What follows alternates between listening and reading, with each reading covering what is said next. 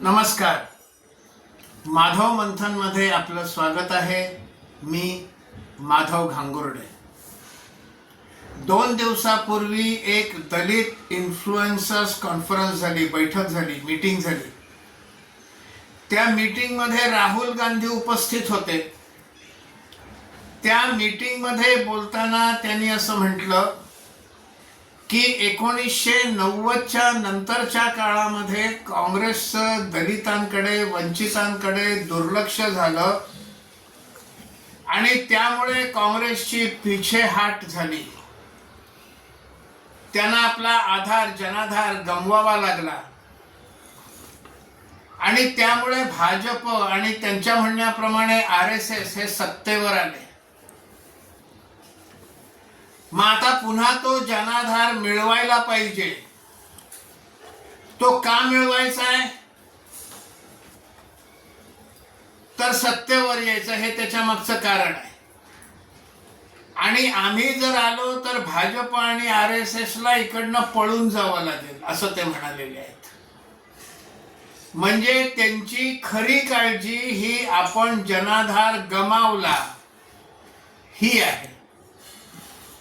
मग जनाधार परत मिळवायचा आहे म्हणून मग दलितांचे इश्यूज घ्या असा त्याचा अर्थ निघतो. भाजप सत्तेवर आली ही त्यांची खरी पोटदुखी आहे. दलितांना न्याय, दलितांबद्दलचं प्रेम हे बेगडी आहे. त्यांना दलितांबद्दल प्रेम नाही आहे, दलितांच्या मतांबद्दल प्रेम आहे. आस्था दलितांविषयी नाही आहे, लक्ष दलितांच्या मतांवर आहे. त्यांना दलित, वंचित ही एक व्होट बँक दिसते.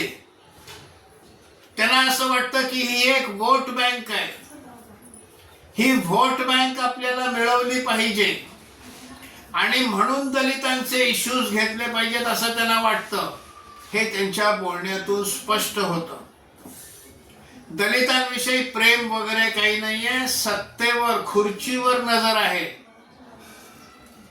आणि ती खुर्ची मिळवण्याची वाट हे दलितांच्या मतांमधून जातं.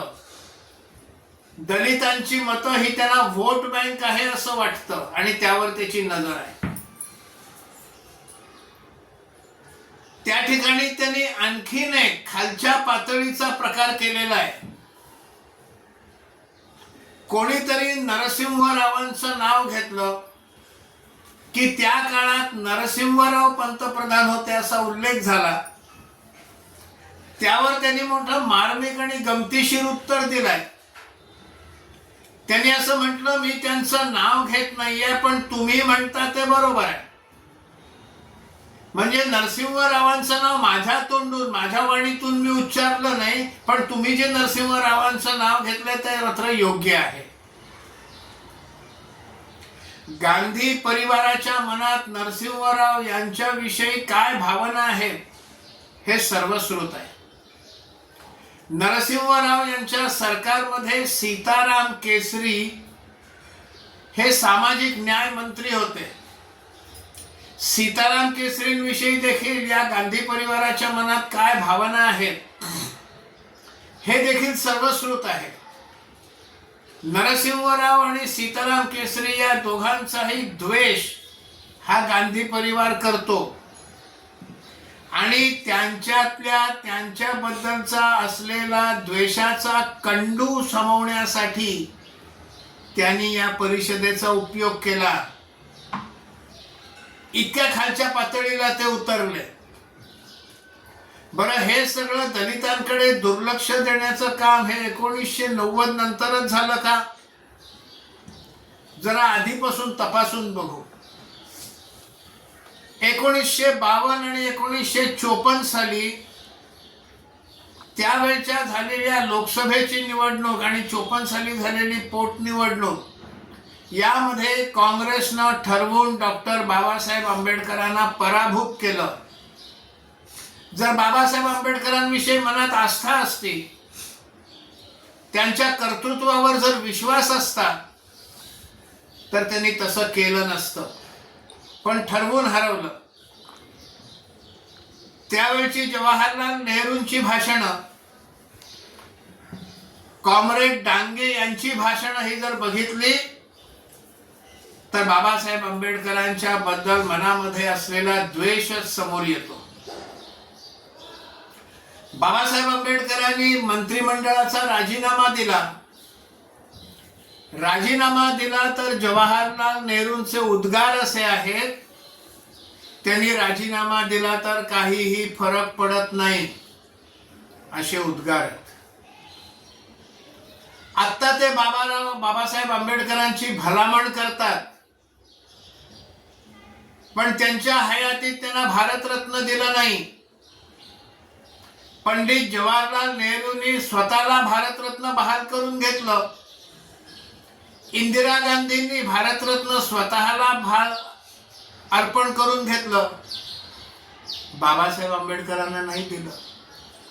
काँग्रेस सत्तेवरनं खाली आल्यानंतर व्ही.पी. सिंग हे पंतप्रधान होते. भारतीय जनता पक्षाचं त्यांना समर्थन होतं. त्यावेळेला डॉक्टर बाबासाहेब आंबेडकरांना भारतरत्न दिलं गेलं. बाबासाहेब आंबेडकरांच्या कर्तृत्वाविषयी जर मनामध्ये आदर असता, बाबासाहेब आंबेडकरांविषयी मनामध्ये जर एक चांगली भावना असती तर त्यांना केव्हाच भारतरत्न दिलं गेलं असतं. पण स्वतःला आणि स्वतःच्या परिवाराला त्यांनी भारतरत्न घेतली. त्यामुळे बाबासाहेब आंबेडकरांविषयी किती आस्था आहे हे आपल्याला समजतं. 1961 साली पंडित जवाहरलाल नेहरूंनी मुख्यमंत्र्यांना एक पत्र लिहिलंय आणि त्या पत्रामध्ये त्यांनी आरक्षणाचा विरोध केलाय. कुठल्याही प्रकारच्या आरक्षणाचा मी विरोध करतो असं त्यांनी म्हटलेलं आहे. राजीव गांधींनी दलितांसाठी मूर्ख असा शब्द, इडियट्स असा शब्द उपयोगात आणलेला आहे. आणि राहुल गांधींची गंमत बघा, 1984 साली इंदिरा गांधींची हत्या झाल्यानंतर दिल्लीमध्ये आणि देशाच्या अन्य भागांमध्ये शिखांवरती अत्याचार झाले, आक्रमणं झाली, अनेकांचे खून केले गेले. त्यामध्ये काँग्रेसचे अनेक कार्यकर्ते हे आरोपी होते. काहींना शिक्षा देखील लागली.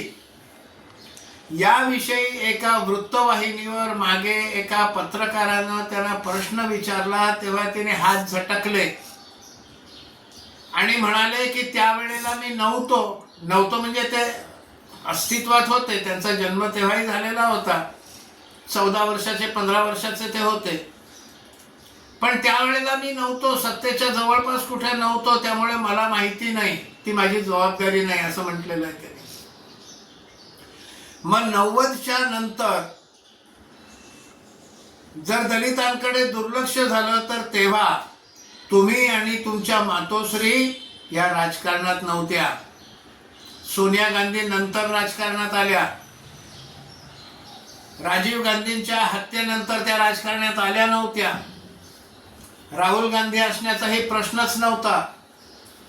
पण तेव्हाच बोलताना मी तेव्हा नव्हतो असं म्हणाले नाही. त्याची मात्र त्यांनी जबाबदारी स्वीकारली. शीख हत्याकांडाची स्वीकारली नाहीत, मी नव्हतो असं म्हणून, पण याही ठिकाणी ते नव्हते तर याची जबाबदारी स्वीकारली. हे शुद्ध नाटक आहे, नाटक. त्यांच्या मनात कुठलाही कनवाळा नाहीये. त्यांना फक्त दलितांच्या मतांवर त्यांची नजर आहे. दलितांची मतं ही एक गठ्ठा मतं आहेत असं त्यांना वाटतं आणि ती मतं आपल्याला मिळाली पाहिजे, म्हणून ही सारी खटपट चाललेली आहे. राहुल गांधींचा खरा चेहरा ओळखा हे म्हणणं जर आपल्याला पटलं असेल तर कृपया लाईक करा. अधिक लोकांनी ते ऐकावं म्हणून शेअर करावं आणि कृपया चॅनल सबस्क्राईब करा. या विषयाबद्दल आपल्याला काय वाटतं, आपला अभिप्राय देखील कमेंट बॉक्समध्ये कृपा करून टाका ही विनंती. धन्यवाद.